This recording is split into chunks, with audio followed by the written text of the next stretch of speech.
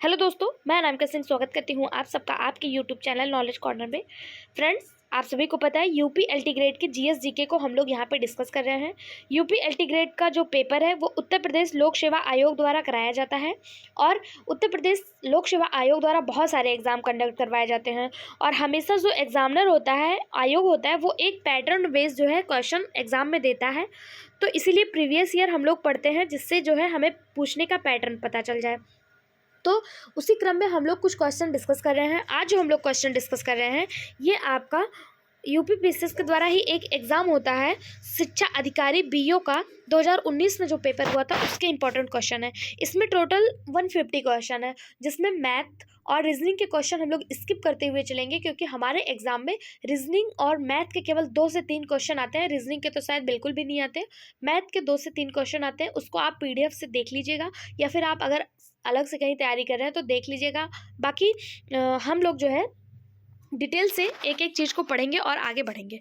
Last में अपना comment जरूर बताइएगा। पहला क्वेश्चन, फ़ारेनहाइट पैमाने पर तापमान 200 डिग्री फ़ारेनहाइट है, इसका मान सेल्सियस पैमाने पर क्या होगा?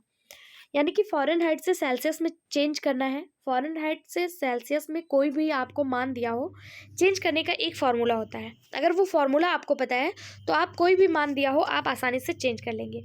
फार्मूला क्या होता है? C=F-32 इंटू 5/9, ये फार्मूला होता है।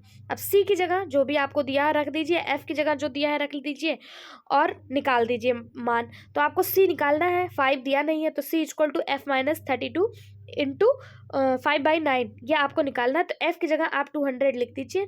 अगर आप यहाँ पे एफ की जगह 200 लिखते हैं, मैं आपको सॉल्व करके ही दिखा देती हूँ। एफ की जगह अगर आप 200 लिखते हैं तो आप लिखिए 200 - 32 इंटू 5/9। अगर 200 में से 32 आप घटाएंगे तो 168 गुणे 5/9। इसको जब आप काटेंगे तो ये 93.33 निकल के आ जाएगा। ऑप्शन ए इसका सही जवाब हो जाएगा। क्या हो जाएगा? 93.33 इसका सही जवाब हो जाएगा। ठीक, ऑप्शन ए इसका सही जवाब हो जाएगा। किस तरह से निकाला गया, कैसे, यहाँ पे आप देख लीजिए। इसी बेस पे आप कोई भी मतलब फ़ारेनहाइट को सेल्सियस में चेंज कर सकते हैं। अगला क्वेश्चन, सूची 1 को सूची 2 से मिलान करना है। पहला है उपाधियों का निषेध, यानी कि ये किस आर्टिकल में दिया है? तो आर्टिकल 18 में उपाधियों के निषेध के बारे में बात की गई है। दूसरा, धार्मिक मामलों में के प्रबंधन की स्वतंत्रता।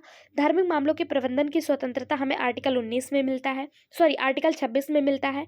अल्पसंख्यकों की भाषा का संरक्षण आर्टिकल 29 यानी आर्टिकल 29। और शिक्षा का अधिकार आपको आर्टिकल 21A में मिलता है। ठीक है, शिक्षा का अधिकार आर्टिकल 21A। अल्पसंख्यकों की भाषा का संरक्षण 29, धार्मिक मामलों के प्रबंधन की स्वतंत्रता 26 और उपाधियों का निषेध 18 में दिया हुआ है। इस हिसाब से ऑप्शन डी इसका सही जवाब हो जाएगा। अगला क्वेश्चन ज़्यादा है इसलिए हम लोग फटाफट पढ़ेंगे और आंसर देखते हुए चलेंगे। ठीक है, भारतीय संविधान के 74वें संशोधन के संबंध में निम्नलिखित में से कौन से कथन सही है?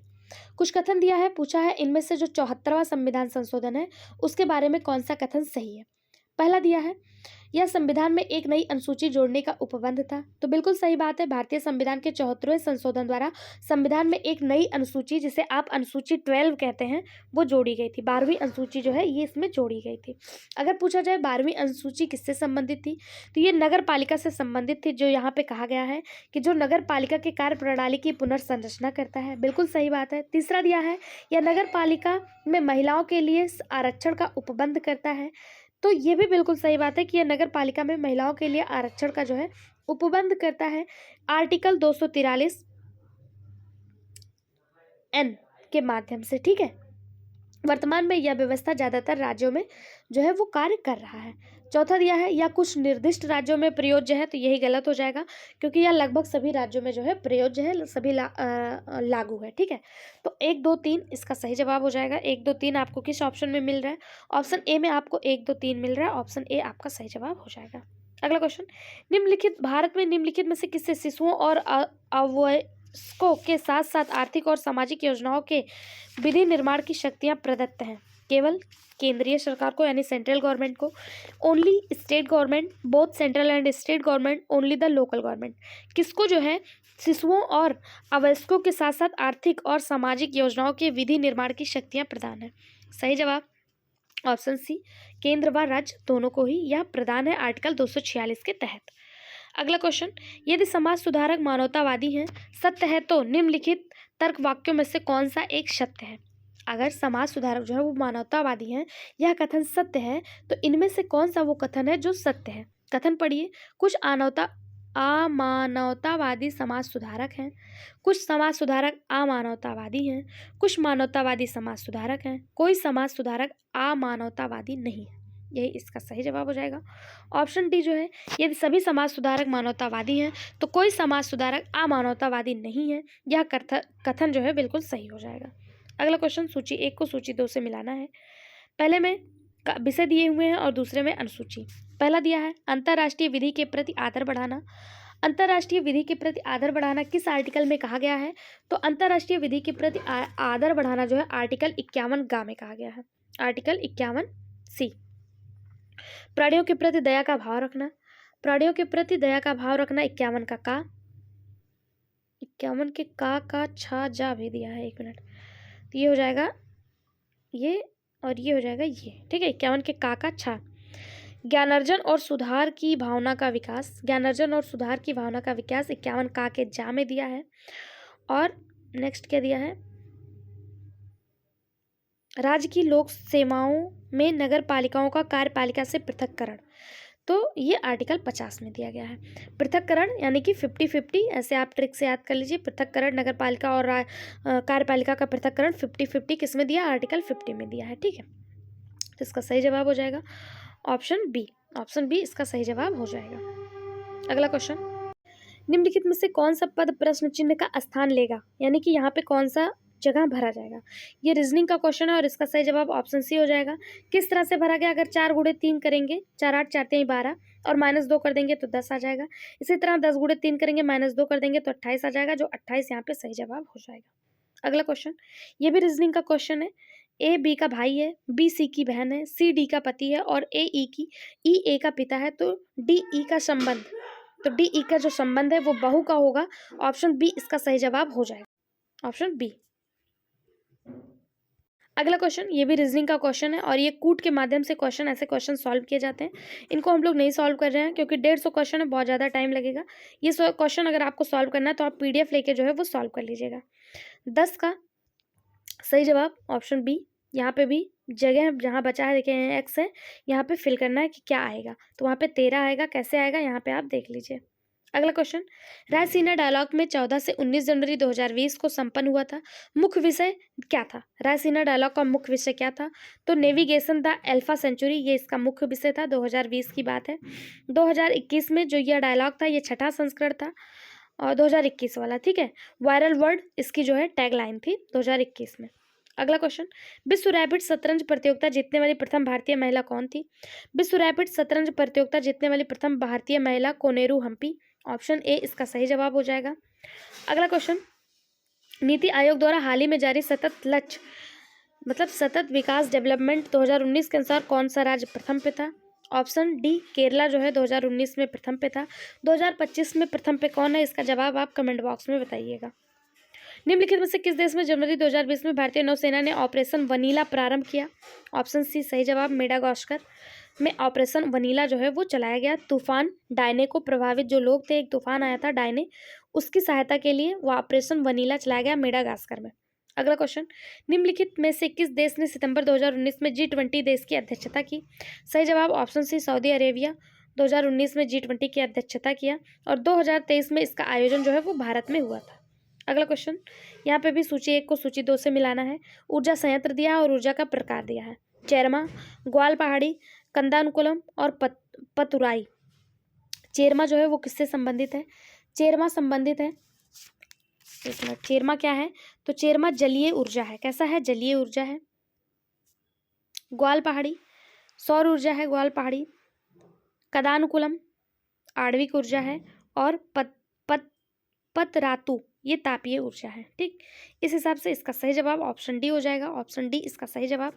चेरमा जलीय ऊर्जा, ग्वाल पहाड़ी सौर ऊर्जा, कदानुकुलम आणविक ऊर्जा और पतरातु तापीय ऊर्जा है।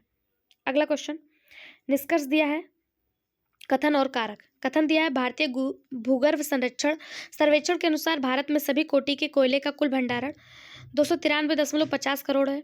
उसका कारण दिया है देश के कोयले के कुल प्रमाणित भंडारण का आधा से अधिक 2 राज्यों झारखंड और उड़ीसा में पाया जाता है।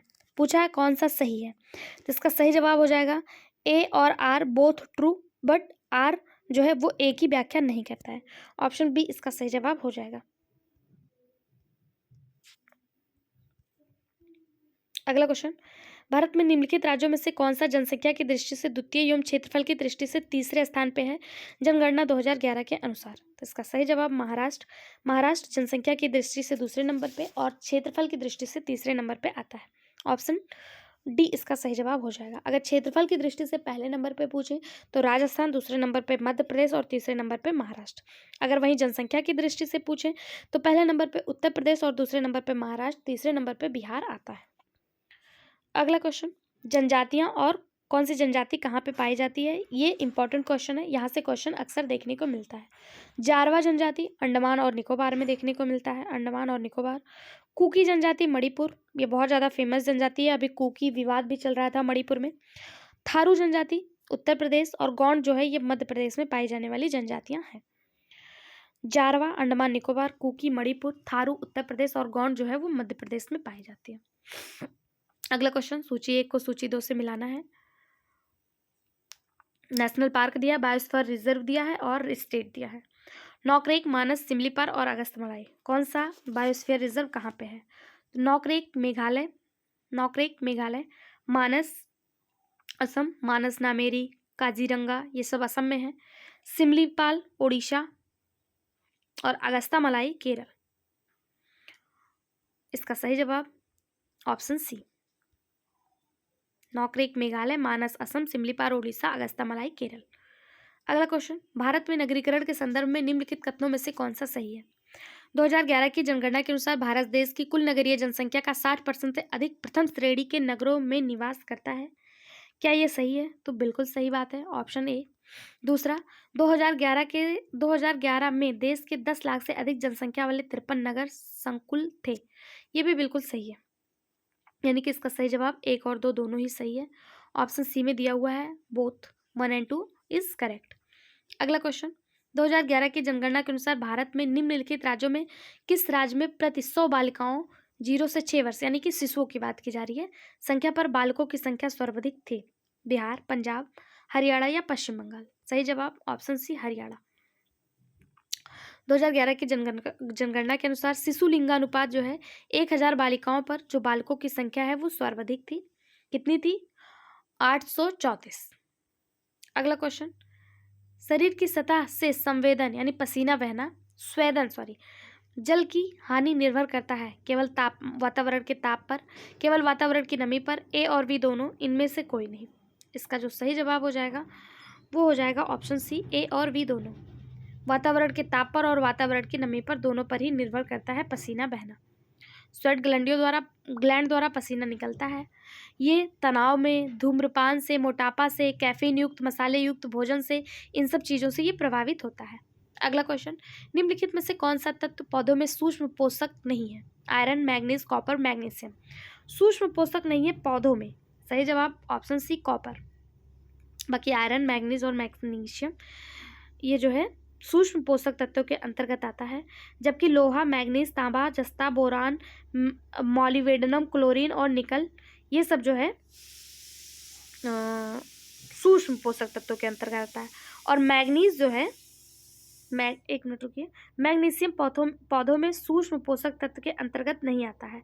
कॉपर नहीं सही जवाब होगा, इसका सही जवाब होगा ऑप्शन डी मैग्नीशियम। ठीक है।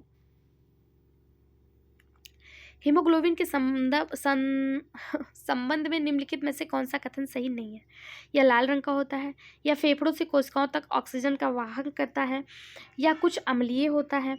यही इसका गलत जवाब हो जाएगा, क्योंकि हीमोग्लोबिन जो है ये अम्लीय नहीं होता। आपने ब्लड का जो है कलर, कभी आपको चोट लगी होगी और आपने अपने मुंह में ब्लड डाला होगा तो आपने देखा होगा ये क्षारीय होता है। ये कैसा होता है? क्षारीय होता है, ये अम्लीय नहीं होता। ठीक है, और यही गलत हो जाएगा। ये लाल रंग का होता है, बिल्कुल सही बात है। या फेफड़ों से कोशिकाओं तक ऑक्सीजन का वहन करता है, बिल्कुल सही बात है। या ऊतकों से फेफड़ों तक कार्बन डाइऑक्साइड को पहुँचाता है, ये भी बिल्कुल सही बात है। इसका अगर स्वाद कैसा होता है? क्षारीय होता है। ठीक है। अगला क्वेश्चन, रक्त में ग्लाइकोसिलेड हीमोग्लोबिन का मापन निम्नलिखित में से किसके प्रबंधन के लिए लाभदायक है? हीमोग्लोबिन, हीमोफीलिया, मधुमेह या उच्च रक्तचाप? सही जवाब ऑप्शन सी मधुमेह। किसके लिए लाभदायक है? डायबिटीज़ के लिए ग्लाइकोसिलेट हीमोग्लोबिन जो है डायबिटीज़ के लिए लाभदायक है। अगला क्वेश्चन, भारतीय संविधान में निम्नलिखित में से किस कर्तव्य को मौलिक कर्तव्य के रूप में निर्धारित किया गया? देश की रक्षा करना, आयकर अदा करना, हमारी सामाजिक संस्कृति की गौरवशाली परंपरा का परीक्षण करना, सार्वजनिक संपत्ति को सुरक्षा करना। भारतीय संविधान मौलिक कर्तव्य कितने दिए गए हैं? 11 दिए गए हैं। ये बना कब था? तो ये सरदार स्वर्ण सिंह समिति की अनुशंसा पर 1976 में 42वें संविधान संशोधन द्वारा जोड़ा गया था। इसका जो सही जवाब हो जाएगा 1, 3 और 4 इसके सही जवाब हैं। आयकर अदा करना ये मौलिक कर्तव्य का हिस्सा नहीं है, बाकी ये तीनों जो हैं ये मौलिक कर्तव्य के हिस्से अंदर आते हैं। मौलिक कर्तव्य रसिया से लिया गया था, और अगर वहीं पे पूछा जाए डीपीएसपी कहाँ से लिया गया था, तो ये आयरलैंड से लिया गया था। अगला क्वेश्चन, कथन और कारक दिया है। कथन है भारत में प्रधानमंत्री संयुक्त रूप से लोकसभा और राज्यसभा दोनों के प्रति उत्तरदायी होते हैं। क्या ये सही है? दूसरा है लोकसभा और राज्यसभा दोनों के सदस्य संघीय सरकार में मंत्री बनने की पात्रता रखते हैं। पूछा है कौन सा कथन जो है इसमें सही है, तो इसका सही जवाब हो जाएगा ए गलत है किंतु आर सही है। यानी कि जो भारत में मंत्रिपरिषद संयुक्त रूप से लोकसभा और राज्यसभा दोनों के लिए जिम्मेदार होते हैं, सही बात है। लोकसभा और राज्यसभा दोनों के सदस्य संघीय सरकार में मंत्री बनने की पात्रता रखते हैं, ये गलत हो जाएगा। ठीक है, आर्टिकल 75(3) के अनुसार मंत्रिपरिषद सिर्फ लोकसभा के प्रति उत्तरदायी होता है, राज्यसभा की इसमें कोई भी भूमिका नहीं होती है। लोकसभा और राज्यसभा दोनों के सदस्य संघीय सरकार बनने मंत्री की पात्रता रखते हैं। ठीक, इसका जो सही जवाब हो जाएगा वो हो जाएगा ए गलत है किंतु आर सही। अगला क्वेश्चन, पंचायती राज पर गठित निम्नलिखित समितियों को कालानुक्रम व्यवस्थित कीजिए। राव समिति, एमएल सिंघवी समिति, वीआर मेहता समिति, अशोक मेहता समिति। ये क्वेश्चन कई बार देखने को मिला। इसी क्रम में हम लोग कई एग्जाम के क्वेश्चन डिस्कस किए और ये क्वेश्चन कई एग्जाम में देखने को मिला है। ठीक है, इसलिए इसे आप स्टार मार्क करिएगा। अगर इसको हम सही क्रम में लगाएं तो सबसे पहले इनका सन जानना हमें ज़रूरी है, और सन जानने के लिए हम सबसे पहले जानेंगे कि सबसे पहला जो है वो आता है बलवंत राय मेहता समिति 1975। कहाँ है बलवंत राय मेहता? बीआर मेहता 1957, 75 नहीं। फिर उसके बाद दूसरे नंबर पे आता है 1977 में अशोक मेहता समिति। तीसरे नंबर पे 1985 में आता है आपका राव समिति 1985, और चौथे नंबर पे आता है सिंघवी समिति 1986। बोलने का बिल्कुल हिम्मत नहीं है, एकदम गला बैठ रहा। 30 क्वेश्चन बता के ख़त्म करेंगे नेक्स्ट वीडियो, मतलब 150 क्वेश्चन है और नेक्स्ट वीडियो में हम पूरा कंप्लीट कर देंगे। ओके, अगला क्वेश्चन, तबीयत ठीक नहीं है, उल्टी टाइप में आ रही है। अगला क्वेश्चन, भारतीय संविधान का कौन सा भाग केंद्र और राज्यों के मध्य वित्तीय संबंधों का विवरण प्रस्तुत करता है?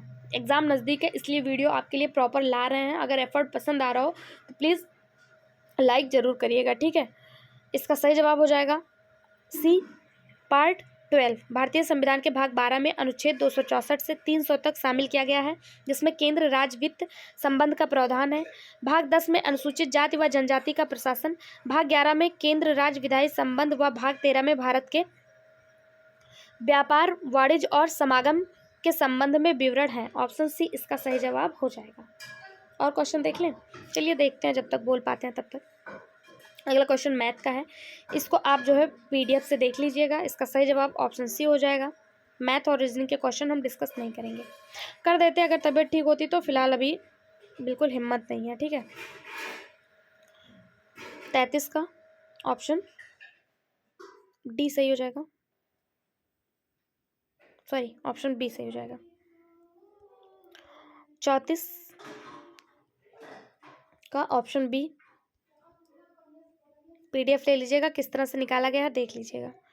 इसका ऑप्शन डी। 36 का ए, 37 का सी,